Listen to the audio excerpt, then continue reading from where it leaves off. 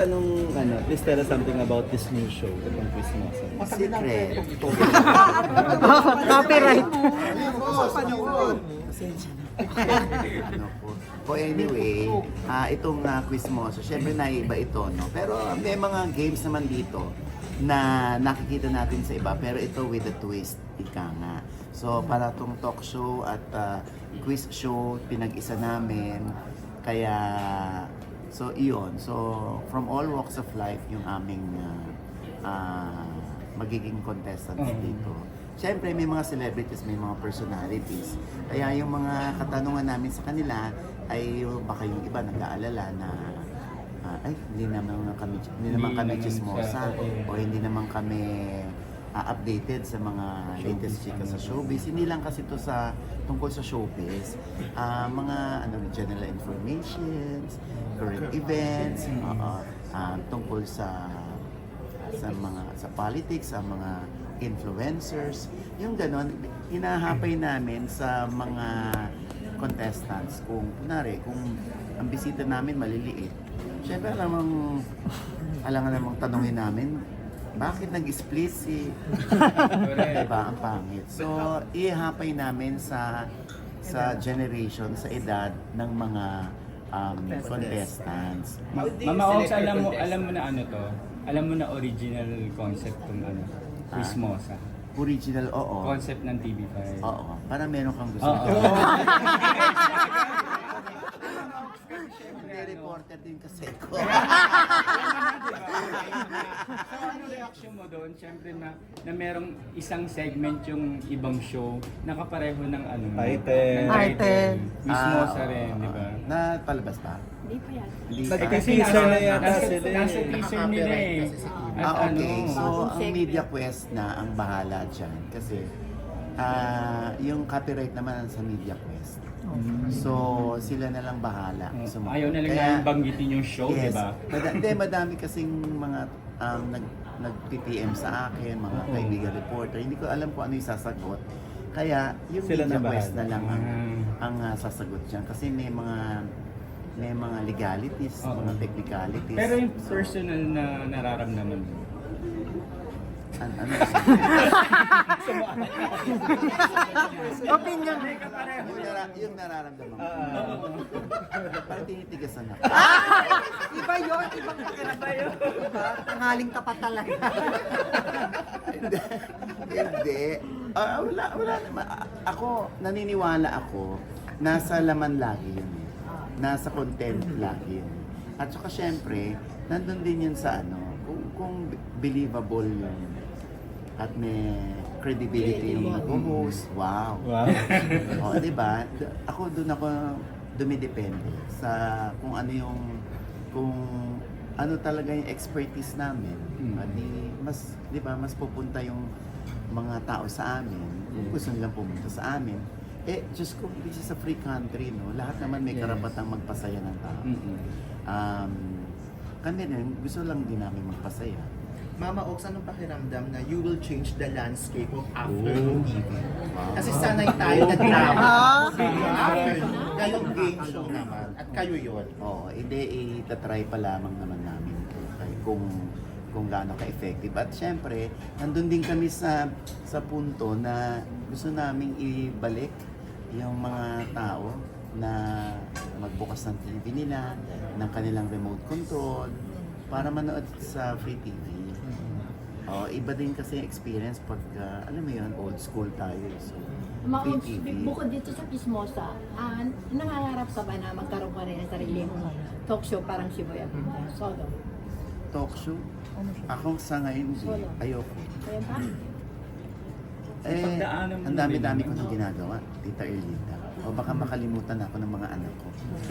Mama Ox, pakiramdam Hindi, na... kasi sorry Kasi ang talk show ngayon hindi na kasi real time na ngayon eh. Oo. Pag nakuha ni Alan yung issue ngayon. Lalargan niya na tapos dudukutin na lang sa kanya.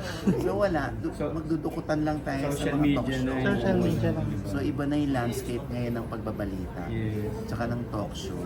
Kaya nga kami, minsan nahuhuli rin naman kami sa OGDS Showbiz Update. wala kami magagawa. Minsan nakaka-scoop kami.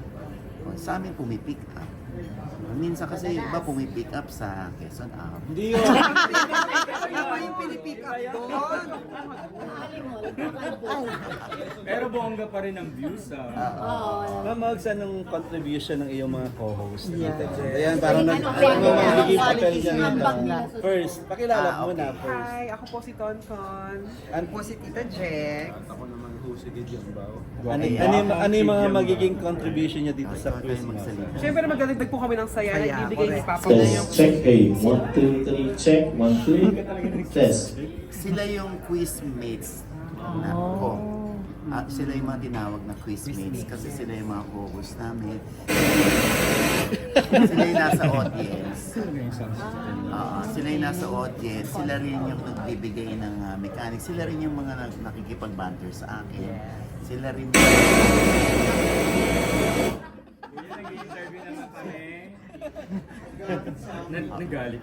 sila rin yung sila rin yung pag may mga side comments sa kanila nang gagaling. Yeah. mga quiz mo sa kami ni Papa ko. Yes. Doon kami sa audience. Yes. Si Kid din ba is chismoso? Oo, sa totoong buhay ko. Oo. Sakto lang. Minsan mas may alam ka eh. Ay, wala! May mga pa-blind item ka rin ba rito, Ah. Mama Ogs? Darating din yung time na kung hindi pwedeng pangalanan, iba blind item natin. Alam mo, eto rin naman kasi yung show na kahit meron akong vlog tungkol sa showbiz, dito, ko-contribute din tayo. Mag-aambag. Mag-aambag din ako. Para syempre pipick upin din dito sa Quizmosa, yung doon namin unang nabalitaan sa Quizmosa. Sa mga bago din, ang mga ilalabas, hindi yung mga lumang mga... Hindi, syempre may mga may mga history din. Oo. Yung mga ganun. So lahat ayaw naman namin sabihin na puro current events o yung mga Gaano kayo nangyayari sa ka-hands kasalukuyan ng nangyayari namin. dito sa inyong show na to? Gaano kayo ka-hands Part of the creative din ako. So, kaya medyo immersed at invested ako dito sa quiz mo. Ask your 80. Papa, o sa mga kasama mo, ikaw po yung pumili. Ah. Ikaw po yung pumili. Importante kasi sa akin, yung meron ng rapport, marunong ng bumanter, marunong bumato, at marunong sumalag. So sila yung pinili ko. Si Ton kasi, bukod sa beauty cute, napakahusay din ng boses. Kaya mamaya kakanta siya ng Adele. Yes, oo. Hindi, Adele, yung kapatid ni Cain.